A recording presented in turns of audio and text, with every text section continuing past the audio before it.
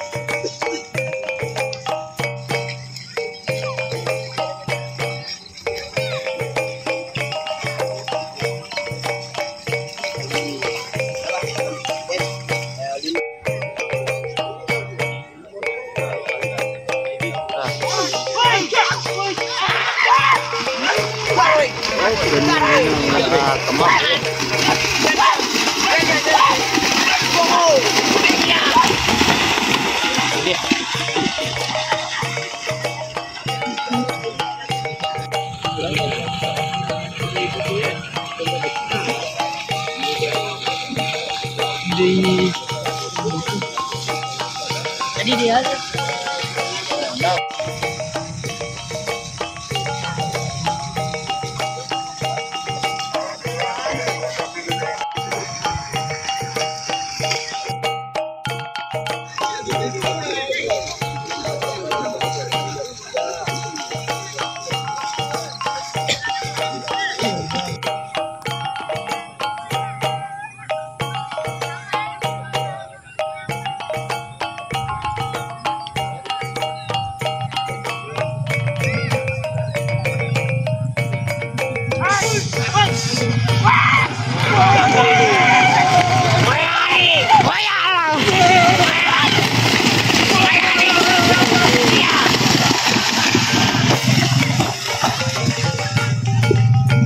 Celeng kan? Konsen. Bawa satu, bikin satu itu. Hah?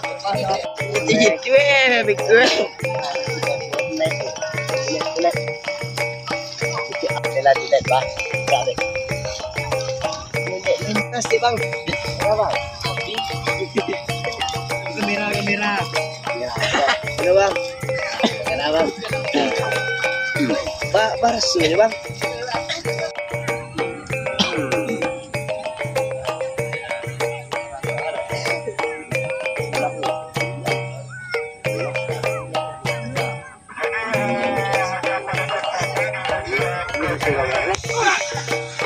Ini yang hitam ini bocor ya.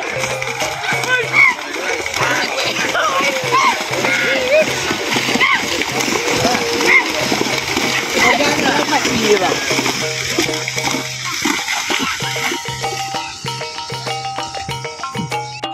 Dua pinjau.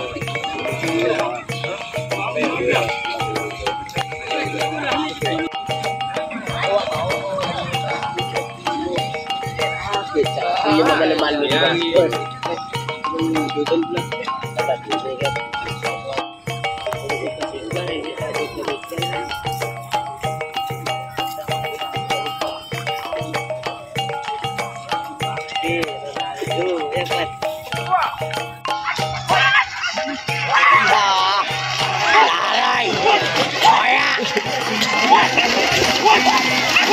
Batu.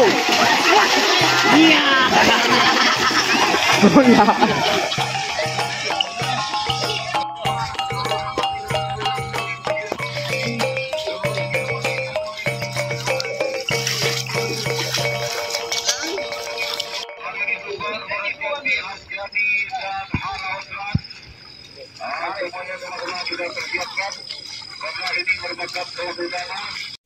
Jadi hadiah aja kan gitu ya.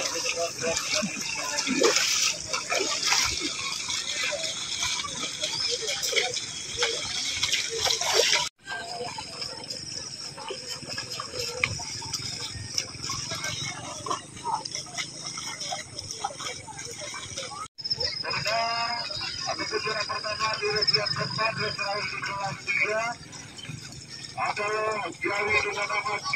Marwito. Nama pemilik kali